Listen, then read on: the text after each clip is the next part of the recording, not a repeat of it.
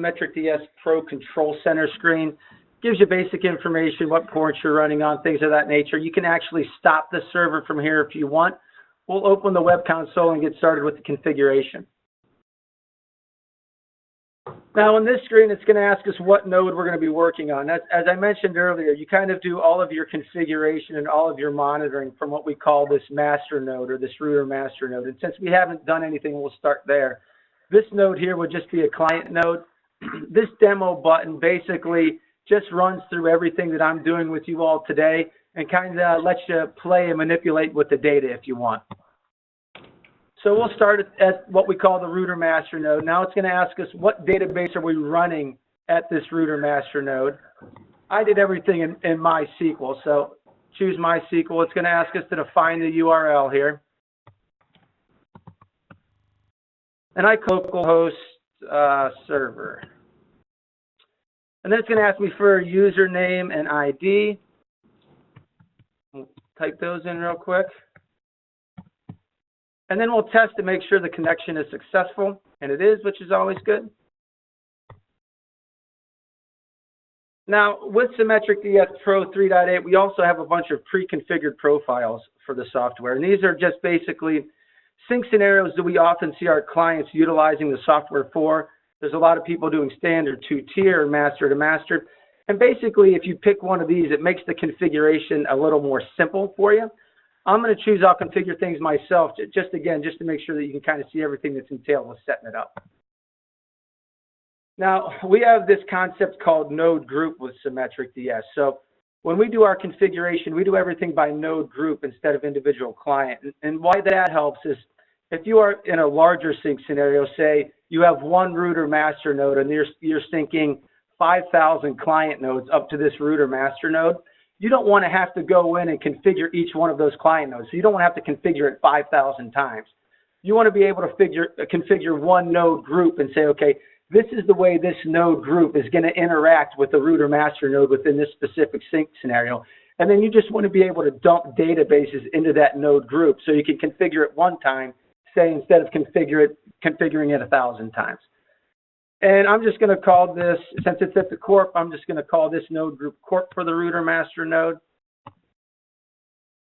And every database within a SymmetricDS sync scenario has its own specific external ID. And these can be numeric, they can be alphanumeric, they can be whatever you want. I'm going to call the router master node I'm going to give it the external ID 000. Then it's going to ask you to create a username and password. And basically what that's for is just for internal security. So if you have worked on your configuration for a day or 2 days or a couple of weeks, you don't want anybody within your organization just to be able to go in and start kind of changing that configuration without any knowledge. So that's just so there's only specific people that can go in and really, work with the configuration as you're working through it. We'll install the license key that I saved when Greg was talking a minute ago, and we'll get into the console itself. So the first thing that you'll see when you get into the console is this quick configuration wizard.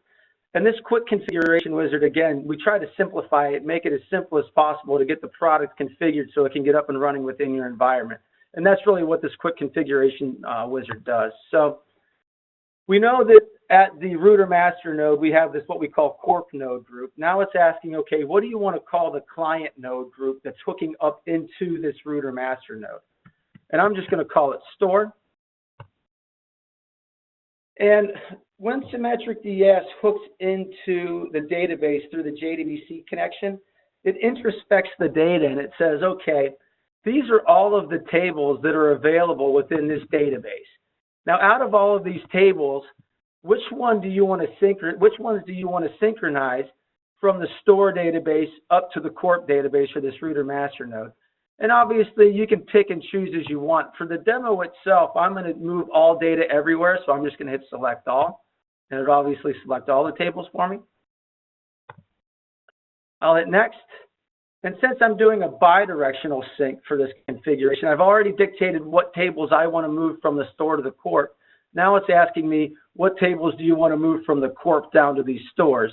And again, I'm doing a kind of an all data goes everywhere sync scenario, so I'm just going to select all again. Hit next, and now I'm going to hit finish.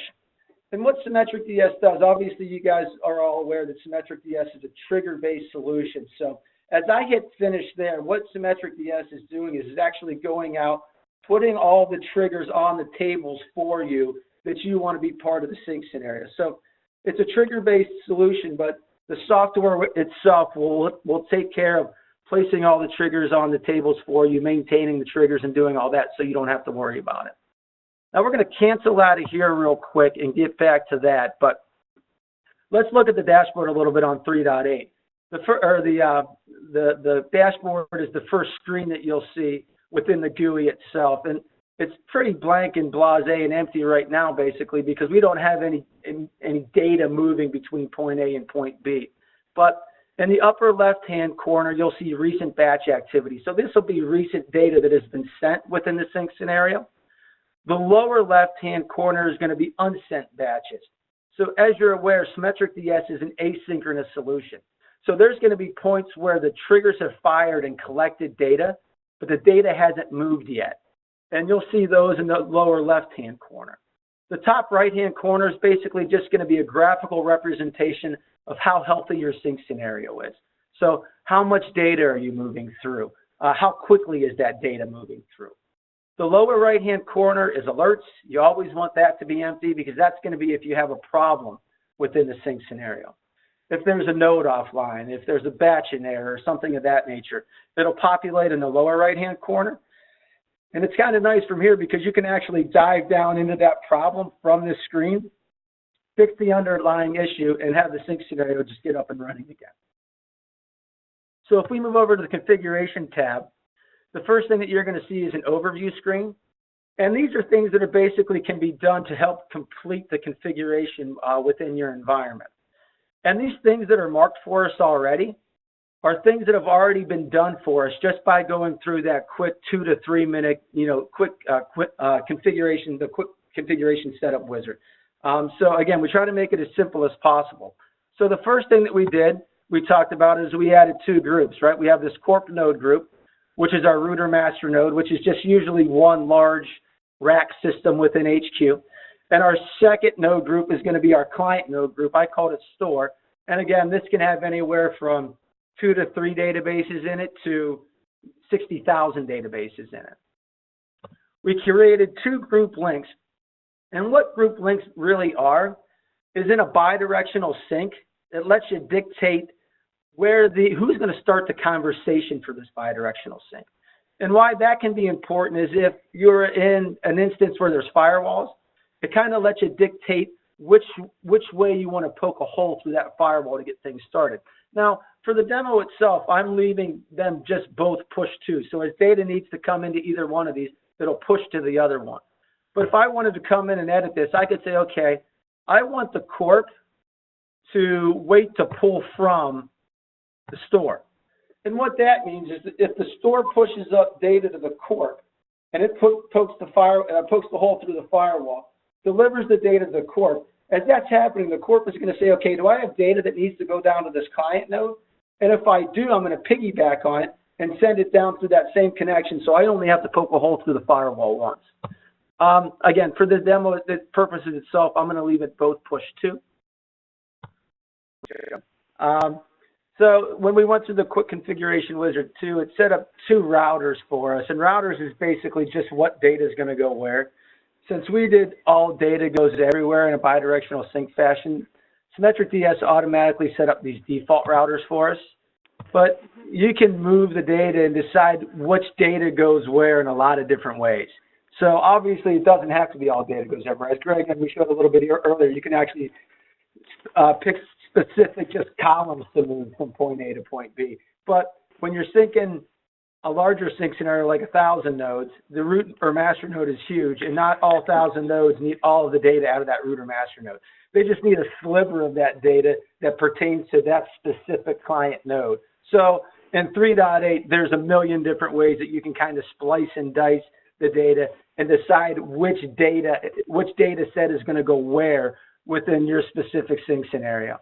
So again, we got set up as a default router. Another nice thing about 3.8 is all of the documentation is kind of baked into the GUI for you. So if you don't know what a column mass router is, or you don't know what a Java router is, it kind of explains it.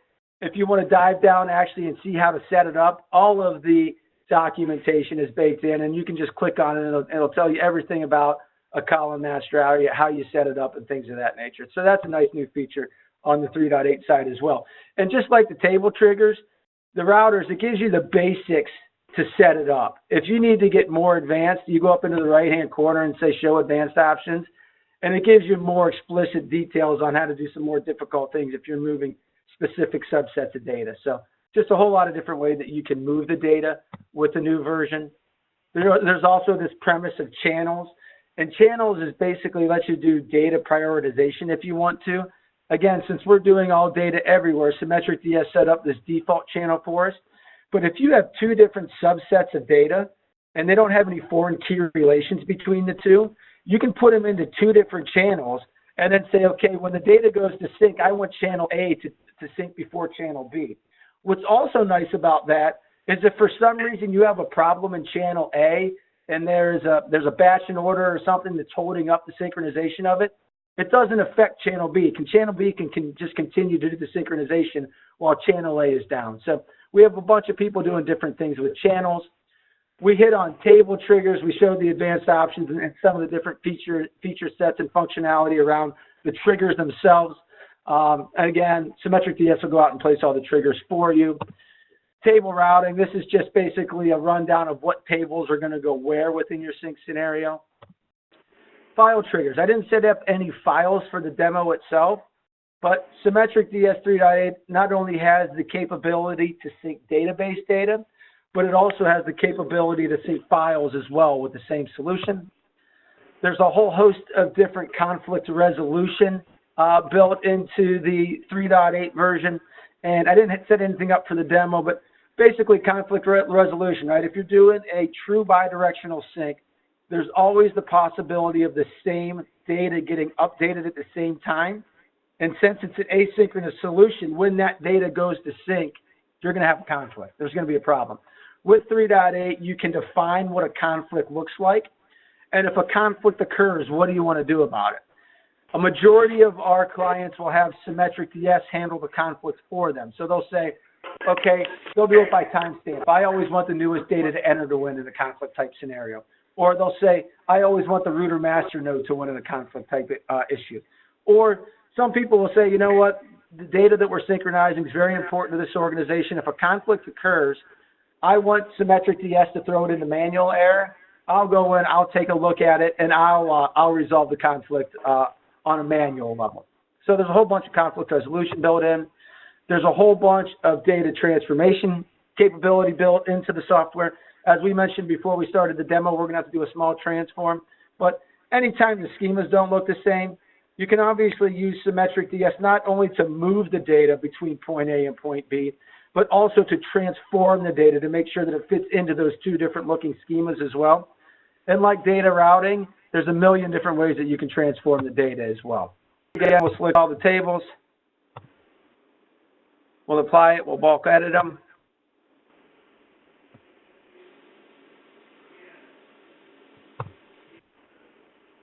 Edit the columns. We'll add the transform. And it has to be when the target move is up, and I'm just going to call it store underbar ID. Now it's going to say, okay, do you want this transform to when the triggers fire an insert, update, or delete? I'm going to leave it as all. You have to pick the type of transform you want. And like I said, just like routing, there's a million different ways that you can transform the data. I did a variable transformation. We'll edit that, and we will do source node ID. Apply, and then we'll save that. And then that transform now, just by going through that simple set, is going to add that column to each one of those tables when it moves the data up from the client node to the root or master node. Now, the next thing I'm going to do is go down into parameters, and there's a million different ways that you can tweak SymmetricDS so that it functions just the way that you want it to within your specific environment. The only thing that I'm going to change is the push and pull time, so it goes a little quicker. So out of the box, SymmetricDS is given a time of 1 minute to sync between root and Masternode. I'm going to take that down just a little bit and change it from 60,000 milliseconds to 10,000 milliseconds, just so it moves a little quicker. And we'll save that, and I believe that was pulling out. I'll change the push.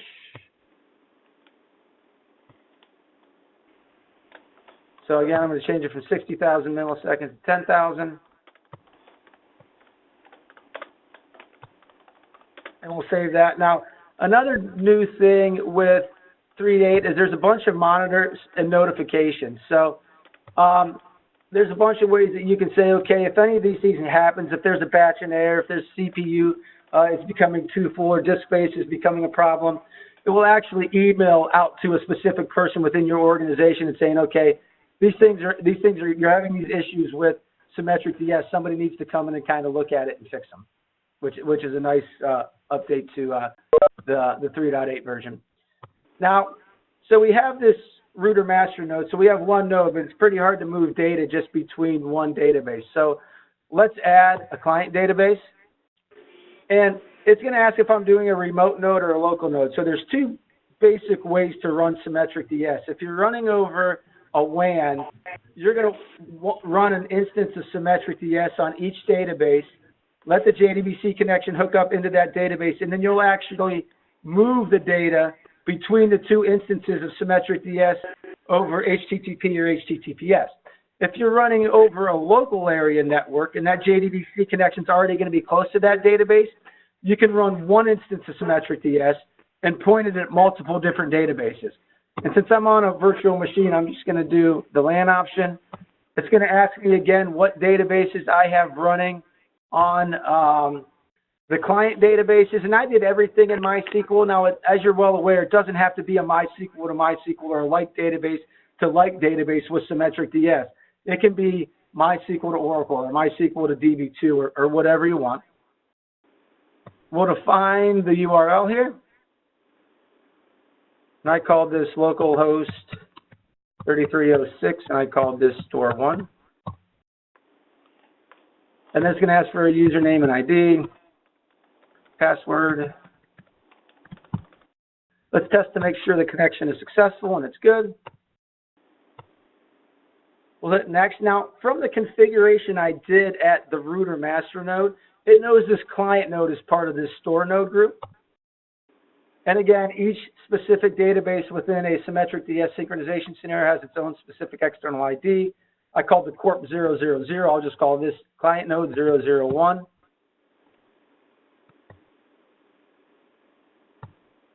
Next, this is going to be the sync URL. So this is going to be the URL in which the data moves from point A to point B. And then we'll hit finish.